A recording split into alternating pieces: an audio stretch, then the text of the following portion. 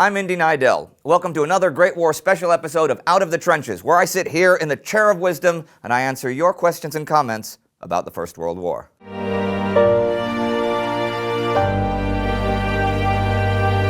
Finn Price writes, I would really appreciate if you could tell me about the German New Guinea in this war as a colony.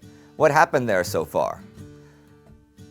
Well, that's an interesting question, because your question actually leads me to raise a question of my own.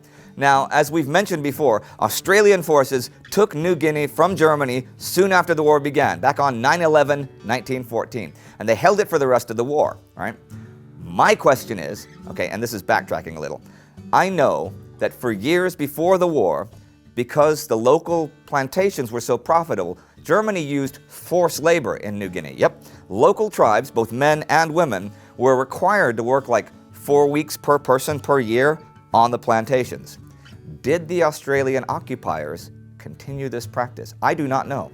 You can let us know in the comment section if you know whether or not they did, because I am very curious. Oh, hey, cool side note about New Guinea. Hermann Detzner, who was mapping and charting the interior of New Guinea for Germany when the war broke out, evaded capture, and with a group of 20 soldiers spent the rest of the war exploring and waving the German flag, finally surrendering to the Australians in 1919, and he received a hero's welcome when he returned to Germany. He wrote a book called 4 Years Among the Cannibals that was really, really popular and was translated into a bunch of languages, but in the 1930s, he admitted that he just made loads of it up. Good story, though.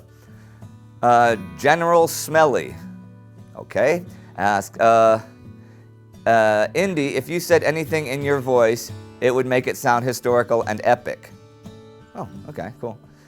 Can you say, the Great Pancake War of 1912 struck Hermanwürfel Kingdom of C so badly it brought the Puke King down and put him in a sandwich cult.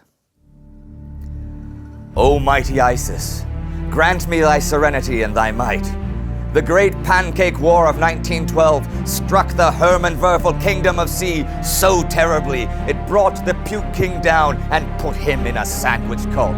You could even see that despite the protestations of both John French and Erich von Falkenhayn that this was a war crime, both the British and the Germans were helpless to act, and this ratcheted up tensions in Europe to the point where a war between the Entente and the Central Powers is only a matter of time.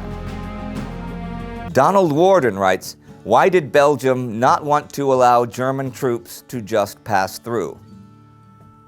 Well, would you want 750,000 men marching through your sovereign land, which you had declared neutral, taking over the railways, taking over the telephones to attack your neighbor? I mean, if Mexico decided to attack Canada and said to the US, hey, we need to march 1 million men up the west coast of Vancouver, you guys cool with that? Do you think the US would say, yeah, okay, but, you know, be cool, guys?